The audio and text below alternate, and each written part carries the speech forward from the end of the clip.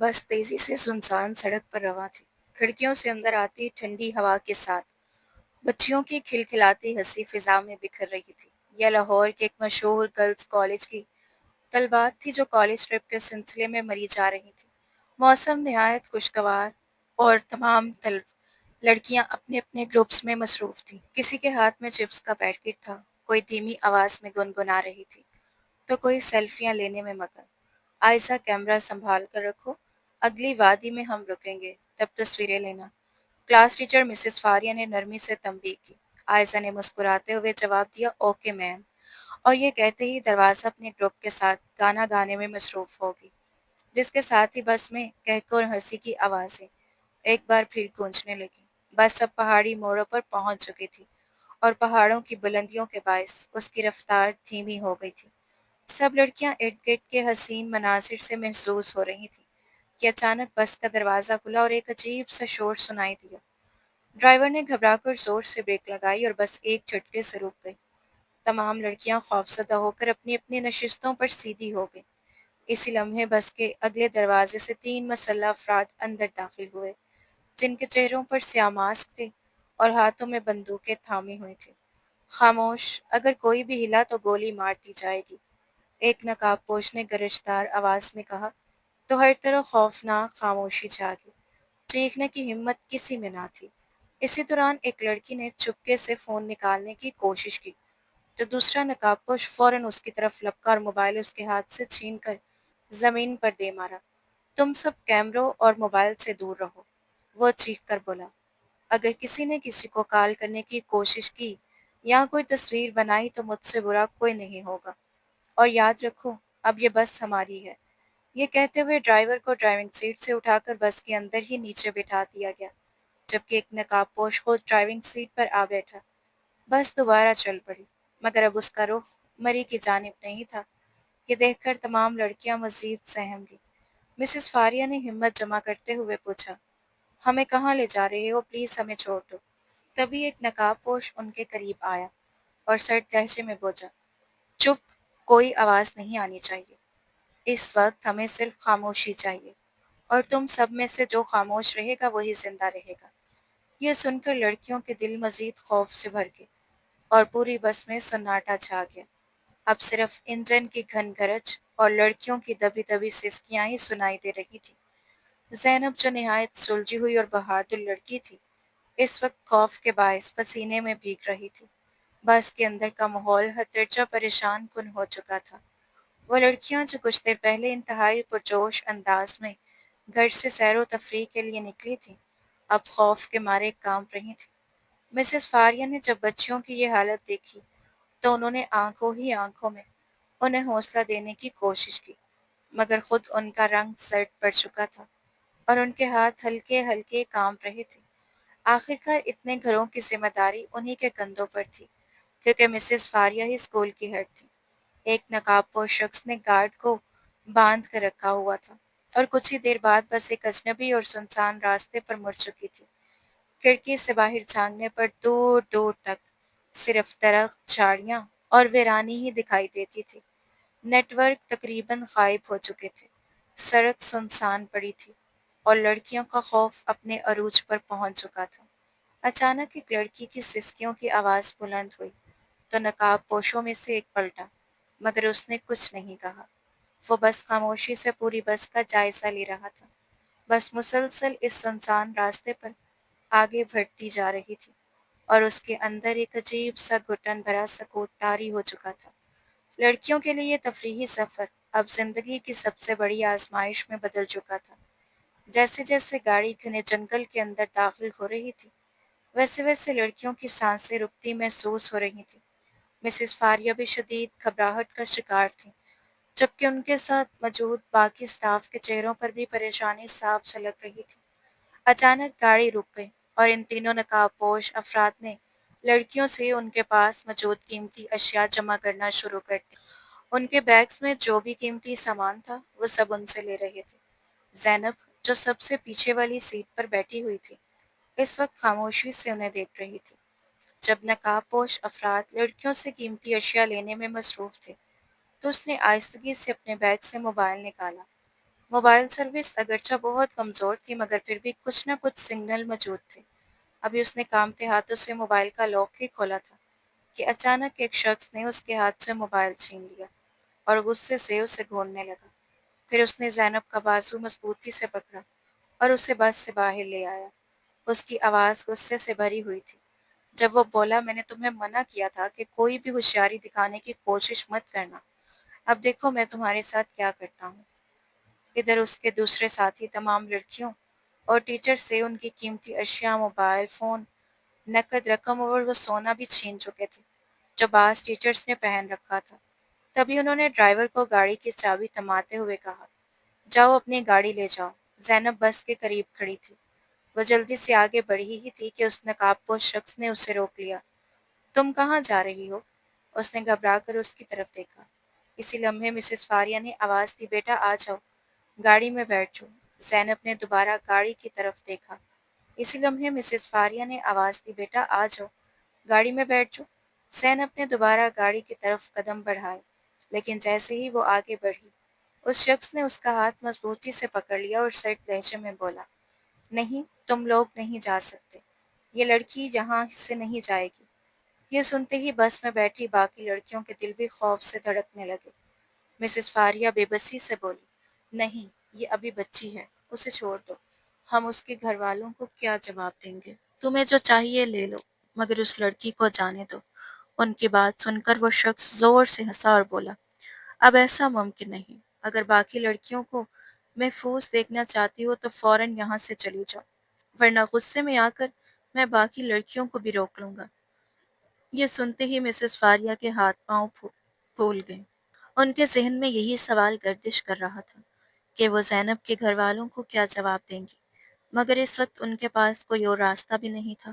اگر وہ مزید لڑکیوں کو بھی نقصان پہنچاتے تو صورتحال مانتے ہوئے ڈرائیور کو گاڑی چلانے کا کہا۔ ادھر زینب مسلسل کانپ رہی تھی اور اپنی سہیلیوں اور استاذہ کو پکار رہی تھی، پلیز مجھے بھی ساتھ لے چلیں، مجھے یہاں اکیلے مت چھوڑیں، پلیز۔ وہ رو رہی تھی، چیخ رہی تھی اور مسلسل مدد کے لیے آوازیں دے رہی تھی، لیکن چند لمحوں بعد بس وہاں سے روانہ ہو چکی تھی۔ اس کے بعد وہ شخص زینب کے قریب آیا اور اسے اپنے ساتھ چلنے کا حکم دینے لگا۔ زینب اس کے ساتھ جانے کے لیے تیار نہیں تھی اور مسلسل مزاحمت کر رہی تھی، مگر وہ اسے زبردستی اپنے ساتھ کھینچتا ہوا لے جانے لگا اور مسلسل مزاحمت کر رہی تھی، مگر وہ اسے زبردستی اپنے ساتھ کھینچتا ہوا لے جانے لگا۔ پھر وہ ایک سنسان سے گھر میں پہنچے۔ وہ جس علاقے میں تھے وہ جنگل کے کنارے پر واقع تھا، اور اس ایک گھر کے علاوہ وہاں دور دور تک کوئی اور آبادی یا مکان موجود نہیں تھا۔ وہ شخص زینب کو گھر کے اندر لے گیا۔ زینب مسلسل اس کی منتیں کرتی رہی، مجھے چھوڑ دو، خدا کے لیے مجھے چھوڑ دو، تمہیں خدا کا واسطہ مجھے جانے دو، میرے پاس جو کچھ ہے تم لے لو، لیکن مجھے آزاد کر دو۔ مگر اس پر نہ کسی منت کا اثر ہوا اور نہ کسی واسطے کا۔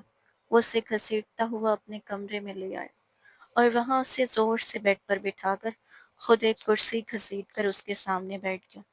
پھر سرد لہجے میں بولا، یہاں سے بھاگنے کی کوشش بھی مت کرنا، کیونکہ تم کبھی بھی یہاں سے نکلنے میں کامیاب نہیں ہو سکتی۔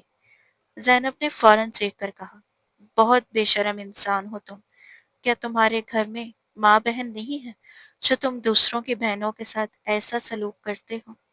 اس کی بات سن کر وہ شخص غصے سے کھڑا ہو گیا اور سخت لہجے میں بولا، اپنی بکواس بند کرو، کہیں ایسا نہ ہو کہ میں تمہارے ساتھ اتنا برا سلوک کروں کہ تم دوسروں کو منہ دکھانے کے قابل بھی نہ رہو، اور تمہیں تو میں اس لیے یہاں لایا ہوں کیونکہ تم مجھے پسند آ گئی ہو، اس لیے مجھے اس بات پر مجبور مت کرو کہ میں دوسروں کو بھی تمہیں نقصان پہنچانے کا موقع دوں۔ یہ کہتے ہوئے اس نے زینب کو سر سے پاؤں تک دیکھا۔ زینب خوف سے کانپ رہی تھی، جبکہ اس کی نظریں اسے بے حد خوف زدہ کر رہی تھیں۔ وہ اپنی سفید یونیفارم میں نہایت معصوم اور خوبصورت لگ رہی تھی، اور اس شخص کی نظریں اسے مزید پریشان کر رہی تھیں۔ اب اس کے چہرے سے نقاب بھی اتر چکا تھا اور وہ معمولی شکل و صورت کا مالک تھا۔ اتنے میں دروازے پر دستک ہوئی اور وہ باہر چلا گیا۔ باہر ایک شخص نے کہا، ماجد، اس لڑکی کو کیا کرنا ہے؟ سوچ لو، کہیں ایسا نہ ہو کہ ہم خود کسی بڑی مصیبت میں پھنس جائیں۔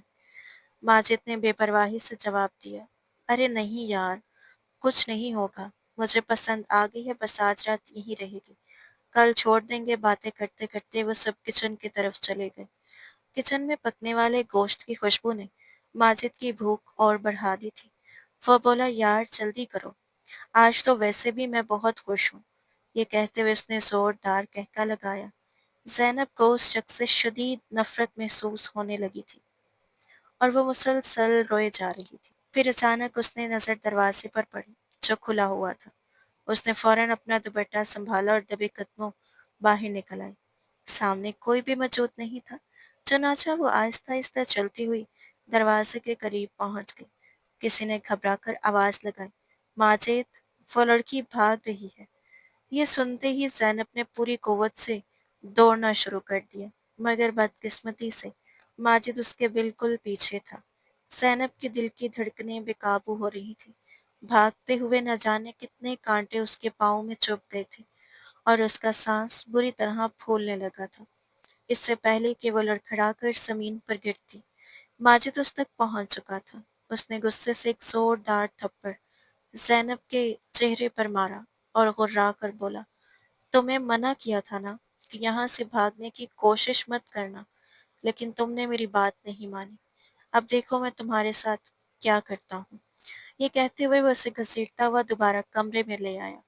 वो गुस्से से उसे घूर रहा था, जबकि ज़ैनब का बुरा हाल था। उसकी आंखों से मुसलसल आंसू बह रहे थे और वो खौफ से कांप रही थी कि न जाने अब ये शख्स उसके साथ क्या सलूक करने वाला है। तभी वो उसके करीब आया और तंजिया मुस्कुराहट के साथ बोला, तुमने क्या समझा था कि तुम यहाँ से भाग निकलोगे? ऐसे कैसे मैं तुम्हें यहाँ से जाने दूँ? अभी तो तुमने मुझे खुश भी करना है। वो आहिस्ता आहिस्ता उसके करीब आ रहा था, जबकि ज़ैनब घबराई हुई दीवार के साथ जा लगी। जब वो मज़ीद करीब हुआ तो ज़ैनब ने उसके आगे हाथ जोड़ती और इल्तिजा करने लगी, खुदा के लिए मेरे करीब मत आओ, मुझे कुछ मत कहना। लेकिन वो मुस्कुराता हुआ उसके बहुत करीब आ चुका था। फिर उसने हाथ बढ़ाकर ज़ैनब का दुपट्टा खींचना चाहा तो ज़ैनब के मुंह से एक बुलंद चीख निकल गई। इसी लम्हे दरवाज़ा ज़ोर से खुला और किसी की गुस्से से भरी आवाज़ गूंजी, तुम्हारी हिम्मत कैसे हुई इतनी घटिया हरकत करने की?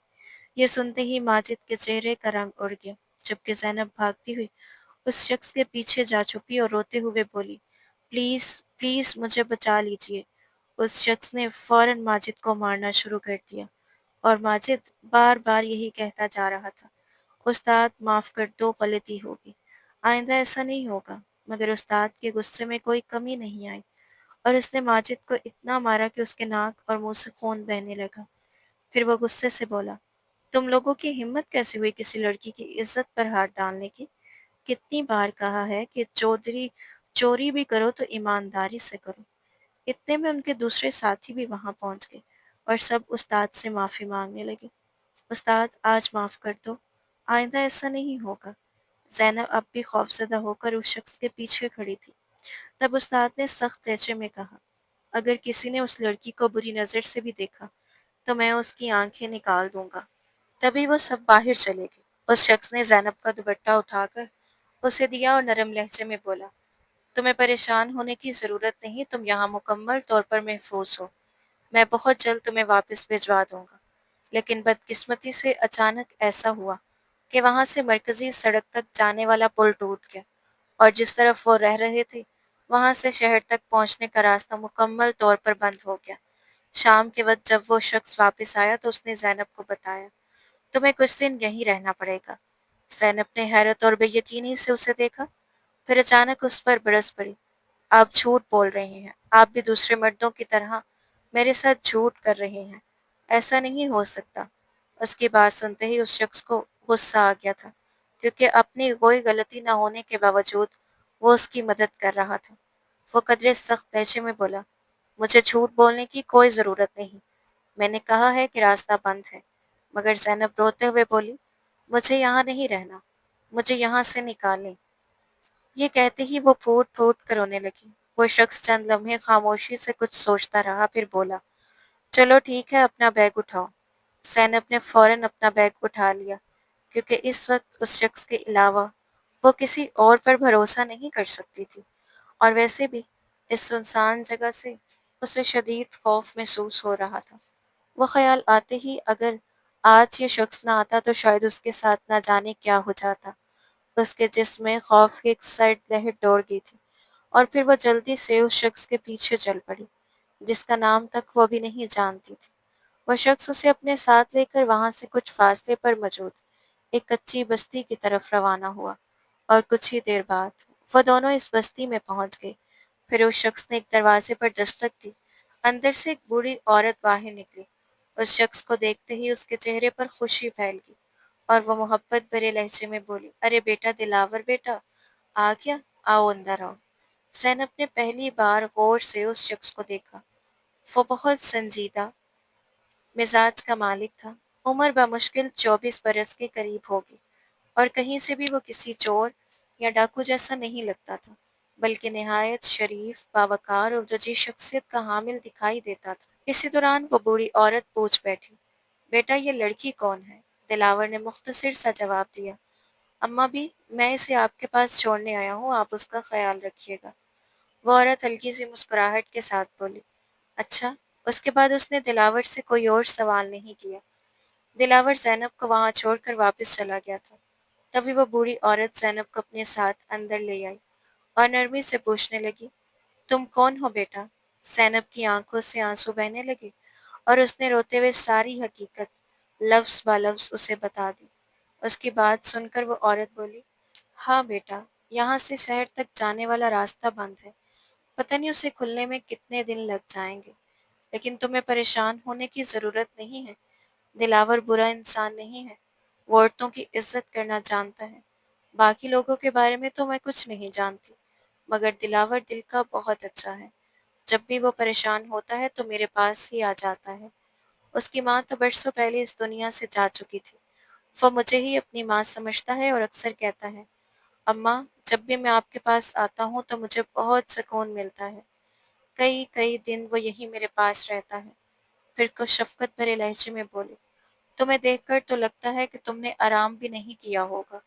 जाओ अंदर कमरे में जाकर कुछ देर आराम कर लो। ज़ैनब ने आहिस्ता से कहा, जी अच्छा। और ये कहते हुए वो अंदर कमरे में चली आई। कमरे के एक कोने में बड़ी चारपाई पर लेटते ही जैसे ही उसने आंखें बंद की, उसे अपना घर शिद्दत से याद आने लगा। कितनी मुश्किल से उसने अपने भाई से इस ट्रिप पर जाने की इजाज़त ली थी। हालांकि उसकी भाभी तो बिल्कुल भी राज़ी नहीं थी। वो बार-बार यही कहती थी कि ये वहाँ जाकर फ़िज़ूल में पैसे ज़ाया करेगी। ज़ैनब ने कई दिन पहले ही अपने भाई को मनाना शुरू कर दिया था, और बहुत मिन्नतों और इसरार के बाद कहीं जाकर उसके भाई ने उसे इजाज़त दी थी। मगर इस पर भी उसकी भाभी ने खूब एतराज़ किया था। वो कहती थी, हाँ हाँ भेजो अपनी जवान बहन को घूमने फिरने के लिए। अगर वहाँ जाकर कोई गुल खिला आई तो फिर मुझे मत कहना। यही सब सोचते सोचते अचानक ज़ैनब का सांस रुकने लगा, और वो घबराकर फौरन उठ बैठी। उसके सीने में धड़कनें तेज हो गई थीं, और वो जोर जोर से सांस लेने लगी। इतने में अम्मा खाना लेकर कमरे में आई। उन्होंने खामोशी से खाना ज़ैनब के सामने रख दिया। ज़ैनब को शदीद भूख लगी हुई थी, और सामने खाना देखकर उसकी भूख मज़ीद बढ़ गई थी। उसने अभी पहला निवाला ही तोड़ा था कि उसे एक बार फिर अपना घर याद आ गया था। उसका भाई न जाने इस वक्त किस कदर परेशान हो रहा होगा। उसका मोबाइल भी उन लोगों ने जंगल में तोड़कर फेंक दिया था। फिर अचानक उसके ज़हन में ख़्याल आया कि क्यों ना वो अम्मा से फ़ोन के बारे में पूछे। ये सोचकर उसने दोबारा खाना खाना शुरू कर दिया, और जब खाना ख़त्म कर चुकी तो आहिस्ता से पूछने लगी, अम्मा, आपके पास फ़ोन है? मैं अपने भाई को कॉल कर लूँ? उसकी बात सुनकर वो औरत हंस पड़ी और बोली, अरे बेटा, यहाँ तो सिग्नल ही नहीं आते, फिर मुझे फ़ोन रखने की क्या ज़रूरत है? मेरा इस दुनिया में है ही कौन सिलाए दिलावर के? बस एक ही तो है। जब उसे याद करती हूँ तो वो मेरे पास आ जाता है। वो सगों से बढ़कर मेरा ख्याल रखता है। वो मुस्कुराते हुए अम्मा भी को दिलावर के बारे में बता रही थी, और फिर न जाने कितनी देर तक दोनों के दरमियान बातों का सिलसिला चलता रहा। बातें करते करते कब ज़ैनब की आंख लग गई, उसे खुद भी एहसास न हुआ। अगली सुबह जब उसकी आंख खुली तो घड़ी में 10 बज रहे थे। वो उठकर कमरे से बाहर आई तो देखा अम्मा भी सेहन में झाड़ू लगा रही थी। उसे देखते ही उन्होंने फौरन झाड़ू एक तरफ रखा, हाथ धोए और उसके लिए नाश्ता तैयार करने चली गईं। कुछ ही देर बाद वो ज़ैनब के लिए अंडा पराठा और साथ गरम-गरम चाय लेकर आईं। इतनी मोहब्बत और अपनायत देखकर ज़ैनब की आंखें नम हो गई थीं। उसे तो याद ही नहीं था कि आखिरी बार किसी ने उसके लिए इतने प्यार से नाश्ता कब बनाया था। वो तो हमेशा अपने सारे काम खुद ही किया करती थी। कॉलेज जाने से पहले अपना नाश्ता भी खुद तैयार करती और बाकी काम भी खुद संभालती थी। ये भी गनीमत था कि उसकी भाभी उससे खाने-पीने की चीज़ें नहीं छुपाती थी, वो भी सिर्फ उसके भाई के डर की वजह से, वरना शायद उनका बस चलता तो वो उसे खाना भी अपनी मर्ज़ी से देती। सामने रखा नाश्ता देखकर उसकी आंखों से बेख्तियार आंसू बहने लगे। अम्मा भी ने प्लेट उसके सामने रखते हुए मोहब्बत भरे लहजे में कहा, खा लो बेटा, खाने को ज़्यादा देर इंतज़ार नहीं करवाते, वरना रब के साथ नाराज़ हो जाती है। ज़ैनब ने बेदिली से चंद नवाले खाए, मगर इस वक्त उसे अपनी सहेलियाँ, अपना घर और अपनी पुरानी ज़िंदगी शिद्दत से याद आ रही थी। तभी अचानक दिलावर घर के अंदर आया और बोला, उठो, तुम्हें घर भिजवाना है। एक कच्चा रास्ता है, वहां से होते हुए हम शहर तक पहुंच जाएंगे। फिर मैं तुम्हें लाहौर जाने वाली बस में बिठा दूंगा। यह सुनकर ज़ैनब के दिल में बेचैनी सी फैल गई। वो अकेले कैसे जाएगी? आज तक वो कभी कहीं तन्हा सफ़र पर नहीं निकली थी, मगर अब जाना तो था ही। वो अम्मा भी से मिलकर दिलावर के साथ रवाना हो गई। कच्चे और दुश्वार रास्तों से गुजरते हुए वो लोग काफ़ी देर बाद शहर पहुंचे। ऊपर से दिलावर की पुरानी खटारा गाड़ी भी बार बार उनका सफ़र सुस्त कर रही थी। शहर पहुंचने के बाद दिलावर ने गाड़ी अपने एक जानने वाले के पास खड़ी की और ज़ैनब को साथ लेकर बस स्टैंड की तरफ चल पड़ा। जब वो वहां पहुंचे तो रात का अंधेरा फैल चुका था। ज़ैनब के दिल में खौफ बढ़ने लगा था कि वो रात के वक्त अकेले सफ़र कैसे करेगी, जबकि वो तो दिन के उजाले में भी तन्हा कहीं जाने की आदी नहीं थी। उसके चेहरे पर छुपा खौफ साफ दिखाई दे रहा था। शायद यही वजह थी कि दिलावर को भी उसे इस हालत में अकेले भेजना मुनासिब महसूस ना हुआ। चुनाचा उसने ज़ैनब के साथ-साथ अपना भी टिकट ले लिया और इसी बस में सवार हो गया। जब वो ज़ैनब के बराबर वाली नशिस्त पर बैठा तो उसके दिल को कुछ इत्मीनान सा महसूस हुआ। रात गहरी होती जा रही थी और ज़ैनब पूरे सफ़र के दौरान जागती रही। वो बार-बार अपने भाई और भाभी के बारे में सोचकर परेशान हो जाती और यही ख्याल उसे सताता रहता कि घर पहुंचने के बाद न जाने वो उसके साथ क्या सलूक करेंगे। इन्हीं खौफनाक ख्यालों और अंदेशों ने उसके जिस्म में कपकपी दौड़ा दी थी। फिर न जाने कब रोते-रोते उसकी आंख लग गई और बेखबरी में उसने अपना सर दिलावर के कंधे पर रख दिया। दिलावर ने जब महसूस किया कि ज़ैनब सो चुकी है तो उसने उसे जगाना मुनासिब न समझा, मगर कुछ ही देर बाद उसे अपने कंधे पर अजीब सी तपिश महसूस होने लगी। उसने ज़ैनब के माथे पर हाथ रखा तो चौंक उठा। उसका जिस्म बुखार से तप रहा था। बस जैसे ही एक स्टॉप पर रुकी, दिलावर ने नरमी से उसे जगाया। ज़ैनब ने आंखें खोलकर उसे देखा और कुछ शर्मिंदगी से बोली, सॉरी, मुझे पता ही नहीं चला कि कब मेरी आंख लग गई। दिलावर ने कोई जवाब न दिया, खामोशी से बस से नीचे उतरा और थोड़ी देर बाद जूस और बुखार की दवा ले आया। उसने वो चीज़ें ज़ैनब की तरफ बढ़ाते हुए कहा, ये लो, तुम्हें बुखार है, दवा खाओगी तो तबीयत कुछ बेहतर हो जाएगी। ज़ैनब ने खामोशी से दवा ले ली। सुबह होने वाली थी और वो अपनी मंजिल के करीब पहुंच चुके थे। जैसे जैसे घर नज़दीक आ रहा था, ज़ैनब का दिल बेचैनी से डूबता जा रहा था। कुछ ही देर बाद वो दोनों उसके घर के सामने खड़े थे। दिलावर ने सोचा था कि उसे घर छोड़कर फौरन वापस चला जाएगा, मगर न जाने क्यों उसके कदम वहीं रुक गए। उसने ज़ैनब से तो कह दिया था कि वो वापस जा रहा है, लेकिन खुद घर के सामने खड़े एक दरख्त के पीछे छुप गया। ज़ैनब ने हिम्मत करके दरवाजे पर दस्तक दी तो दरवाज़ा उसके भाई ने खोला। उसे सामने देखकर वो हैरत से बोला, तुम तुम वापस क्यों आई हो? 2 रातें घर से बाहर गुजार कर अब यहाँ क्या लेने आई हो? ये कहते हुए वो गुस्से से उसकी तरफ बढ़ा ही था कि इतने में उसकी भाभी भी बाहर आ गई। वो तंजिया लहजे में बोली, तुम्हारे साथ जाने वाली बाकी सब लड़कियां तो उसी रात वापस आ गई थी। वो कह रही थी कि हमारे पास तो कुछ बचा ही नहीं था, हम क्या सैर करती, लेकिन तुम्हें तो डाकू उठाकर ले गए थे। ऐसे तो उन्होंने तुम्हें छोड़ा नहीं होगा। अब यहाँ क्या लेने आई हो? ज़ैनब ये सब सुनकर कांप उठी। اور جلدی سے بولی، نہیں بھابھی، ایسی کوئی بات نہیں، انہوں نے مجھے ہاتھ تک نہیں لگایا۔ اس کی بھابھی تلخی سے ہنس پڑی۔ اچھا تو کیا انہوں نے تمہیں سجا سوار کر تخت پر بٹھا رکھا تھا؟ ارے بی بی، جس مقصد کے لیے تمہیں اٹھایا گیا تھا وہ تو انہوں نے پورا کیا ہی ہوگا نا۔ اب تو تم میرے بھائی کے قابل بھی نہیں رہی۔ وہ عورت جو مدت سے یہی چاہتی تھی کہ کسی طرح اپنے شوہر کو منا کر زینب کی شادی اپنے نشئی بھائی سے کروا دے گی، مگر کامیاب نہ ہو سکی تھی، آج خود اسے اپنے بھائی کے لائق نہ سمجھ رہی تھی۔ اتنے میں زینب کا بھائی غصے میں اس کے قریب آیا اور اس کا گلا دبا لیا۔ زینب خوف سے رونے لگی۔ بھائی، خدا کے لیے میری بات کا یقین کریں، میرے ساتھ کچھ بھی غلط نہیں ہوا۔ مگر اس کے بھائی کی گرفت مضبوط ہوتی جا رہی تھی اور زینب کا سانس رکنے لگا تھا۔ یہ منظر دیکھ کر دلاور سے مزید برداشت نہ ہو سکا۔ وہ فوراً درخت کے پیچھے سے نکل کر ان کے سامنے آ گیا اور جلدی سے زینب کے بھائی کا ہاتھ پکڑتے ہوئے بولا، یہ آپ کیا کر رہے ہیں؟ دلاور زینب کو چھڑوانے کی کوشش کرنے لگا تو اس کا بھائی غصے سے دلاور کی طرف لپکا اور بولا، تم کون ہو اور ہماری باتوں کے درمیان آنے کی تمہاری ہمت کیسے ہوئی؟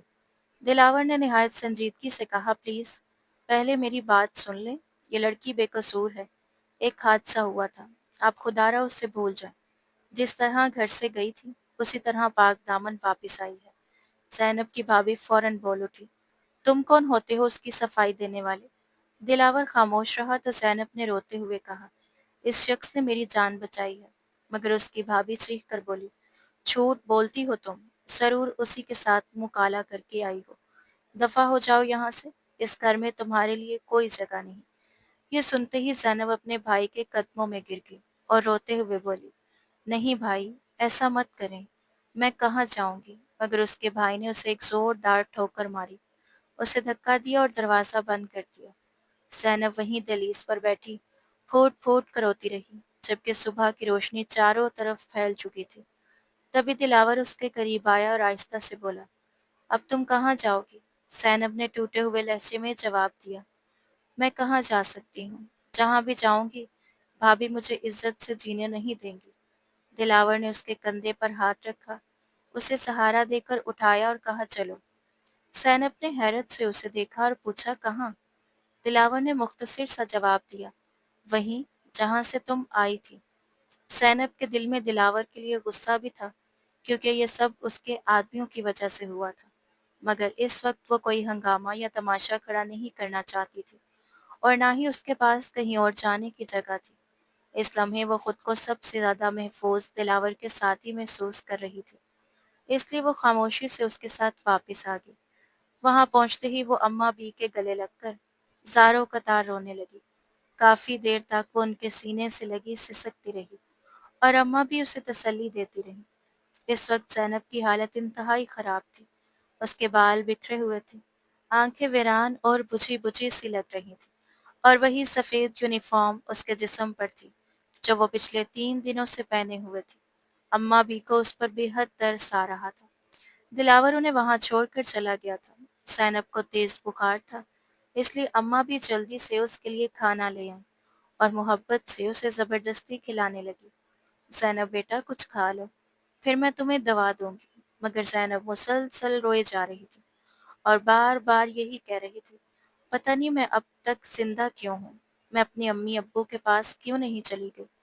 اماں بی نے نرمی سے اسے سمجھایا، بیٹا، زندگی اللہ کی بہت بڑی نعمت ہے، ایسی باتیں نہیں کرتے، جو کچھ تمہارے ساتھ ہوا وہ ایک حادثہ تھا، تمہیں شکر ادا کرنا چاہیے کہ تم محفوظ ہو اور بچ گئی ہو، تمہیں نہیں معلوم دلاور نے اس شخص کے ساتھ کیا کیا ہے۔ زینب نے حیرت سے ان کی طرف دیکھا تو اماں بھی بولی، میں سچ کہہ رہی ہوں، جب دلاور تمہیں لاہور چھوڑنے گیا تھا تو مجھے بازار سے کچھ چیزیں منگوانی تھی۔ دلاور کا ایک آدمی سامان دے کر گیا تھا، اسی نے بتایا کہ دلاور نے اس آدمی کو اتنا مارا کہ اس کی ایک ٹانگ تک توڑ دی۔ دلاور اپنے اصولوں کا بہت پکا ہے آدمی۔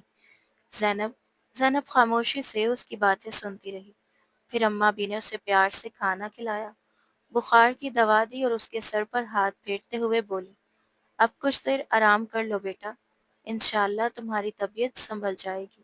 لیکن نیند تو زینب کی آنکھوں سے کوسوں دور تھی، اسے بار بار اپنے بھائی اور بھابھی کی یاد ستا رہی تھی۔ وہ سوچ رہی تھی کہ اس کے ماں باپ کی روحیں کس قدر تڑپ رہی ہوں گی۔ یہ خیال آتے ہی اس کی آنکھوں سے پھر آنسو بہنے لگے۔ تبھی دلاور اندر آیا اور اس کے ہاتھ میں ایک بڑا سا شاپنگ بیگ تھا۔ اس نے وہ بیگ زینب کو پکڑاتے ہوئے کہا، اگر کسی اور چیز کی ضرورت ہو تو مجھے بتا دینا، میں لے آؤں گا۔ اس وقت زینب کا دل کسی چیز کو دیکھنے کا نہیں تھا۔ اس نے بیگ ایک طرف رکھ دیا اور دوبارہ رونے لگی۔ دلاور اور اماں بھی یہ محسوس کرتے تھے کہ اسے اپنے دل کا بوجھ ہلکا کرنے کے لیے تنہائی کی ضرورت ہے، اسی لیے وہ اسے اکیلا چھوڑ کر باہر چلے گئے۔ زینب کافی دیر تک روتی رہی، پھر آہستہ آہستہ اس نے خود کو سنبھالنے کی کوشش کی۔ وہ جانتی تھی کہ اگر وہ اپنے بھائی کے پاس واپس چلی جاتی تو شاید وہ اسے زندہ نہ چھوڑتا۔ اس سے پہلے بھی جب اس کی بھابھی نے اس پر ایک چھوٹا الزام لگایا تھا تو اس کے بھائی نے غصے میں آ کر اس کے بال پکڑ لیے تھے اور اس کے چہرے پر اتنے تھپڑ مارے تھے کہ اس کا چہرہ سرخ ہو گیا تھا۔ اور اس بار تو معاملہ پہلے سے کہیں زیادہ سنگین تھا، کیونکہ وہ 2 راتیں گھر سے باہر گزار کر آئی تھی۔ بے شک اس کے ساتھ کچھ بھی غلط نہیں ہوا تھا، لیکن اس کا بھائی اس بات پر یقین کیسے کرتا؟ اور اگر وہ یقین کر بھی لیتا تو اس کی بھابھی کبھی اس بات کو تسلیم نہ کرتی۔ انہی سوچوں میں اسے اچانک یاد آیا کہ دلاور اس کے لیے کچھ دے کر گیا تھا۔ اس نے شاپنگ بیگ کھولا تو اس میں کپڑوں کے ساتھ ساتھ روزمرہ ضرورت کی کئی چیزیں بھی موجود تھیں۔ اس نے ان میں سے ایک سوٹ نکالا اور واش روم چلی گئی۔ جب وہ فریش ہو کر باہر آئی تو اماں بھی اسے دیکھ کر مسکرا رہی تھی، جبکہ دلاور وہاں سے جا چکا تھا۔ نہ جانے کیوں اسے پھر سے رونا آ گیا تھا، مگر اماں بھی نے بڑی محبت اور شفقت سے اسے سنبھال لیا۔ یوں ہی وقت گزرتا گیا اور دیکھتے ہی دیکھتے 4 مہینے بیت گئے۔ زینب اب اماں بھی کے ساتھ گھر کے کاموں میں ہاتھ بٹاتی اور جب فارغ ہوتی تو قرآن مجید کی تلاوت میں مشغول ہو جاتی اور گھنٹوں اللہ کے کلام کی تلاوت کرتی رہتی۔ دلاور بھی وقتاً فوقتاً آتا رہتا اور ان کی ضرورت کی ہر چیز لا کر دے جاتا۔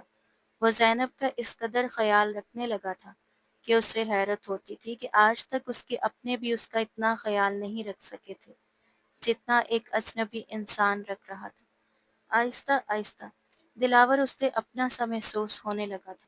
پھر ایک دن اماں بھی نے اسے پاس بٹھا کر کہا، زینب بیٹا، میں تم سے ایک ضروری بات کرنا چاہتی ہوں۔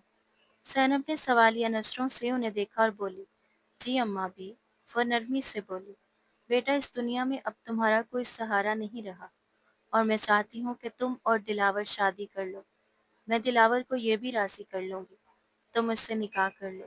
یہ سنتے ہی زینب حیرت سے اچھل پڑی اور بولی، آپ یہ کیسی باتیں کر رہی ہیں؟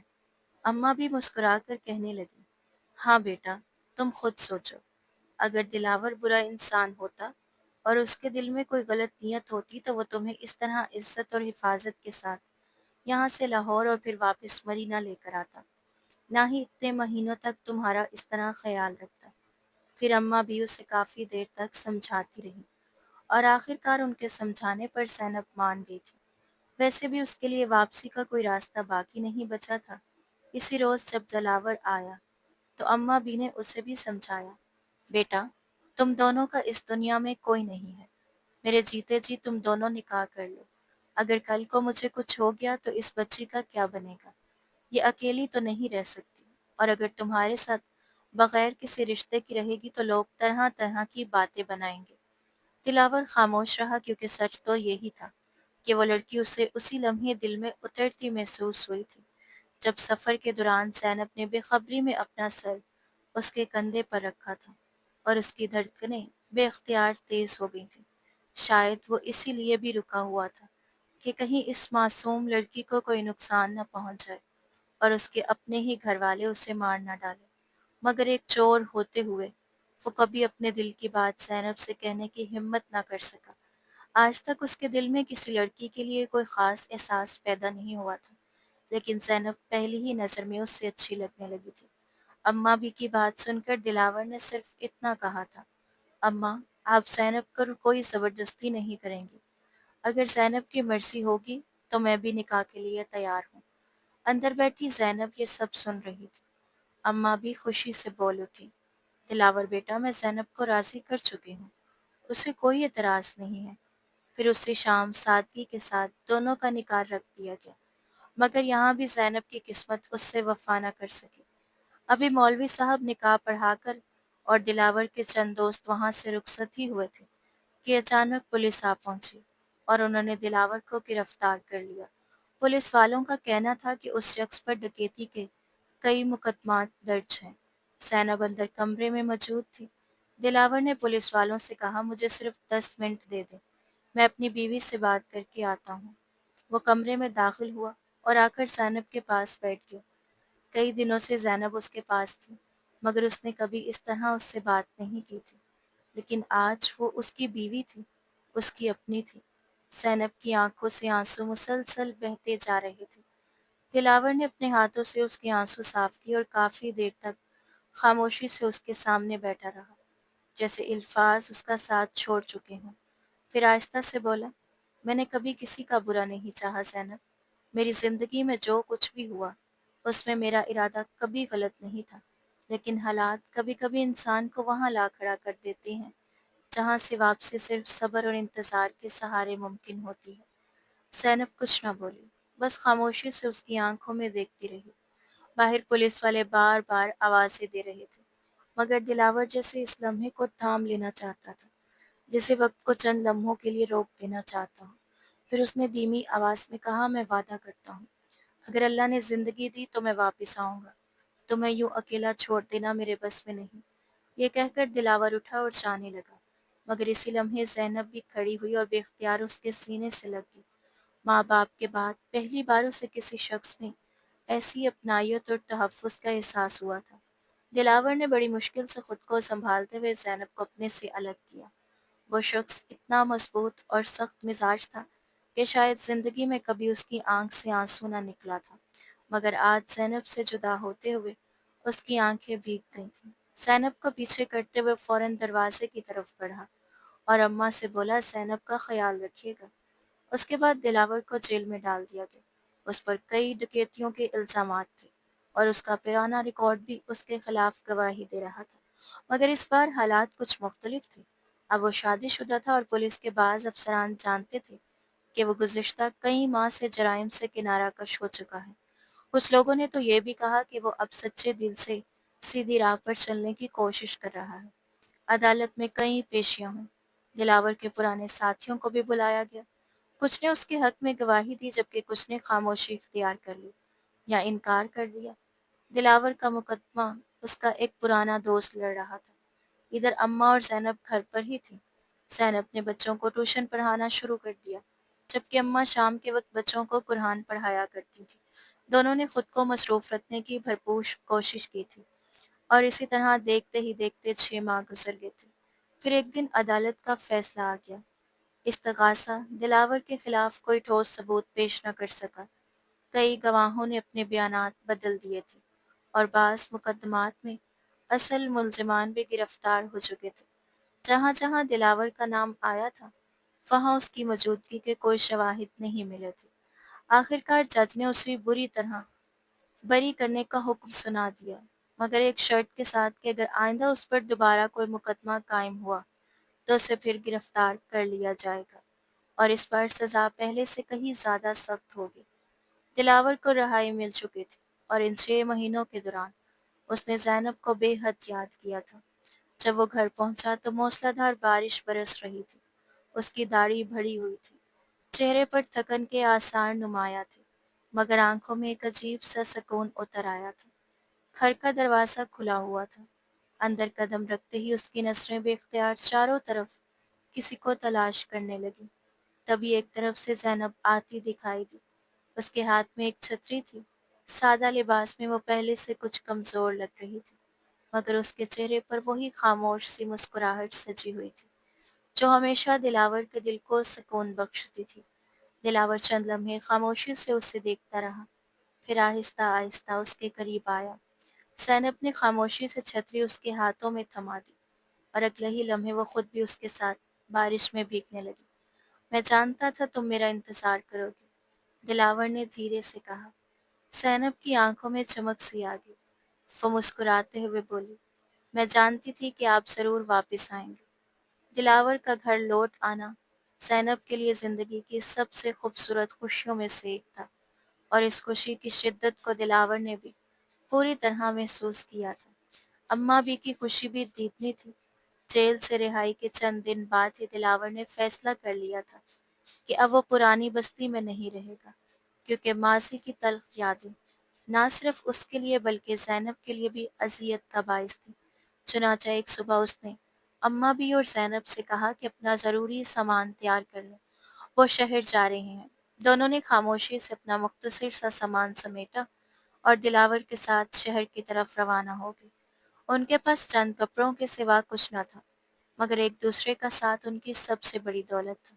शहर पहुंचकर उन्होंने एक पुराने बाजार के करीब किराए पर एक छोटा सा कमरा ले लिया, जहां दिन भर गाड़ियों का शोर, लोगों की चहल पहल और बाजार की रौनकें आबाद रहती थी। दिलावर के लिए यह माहौल नया नहीं था, इसलिए अगले ही दिन वो करीबी स्टोर पर काम की तलाश में पहुंच गया।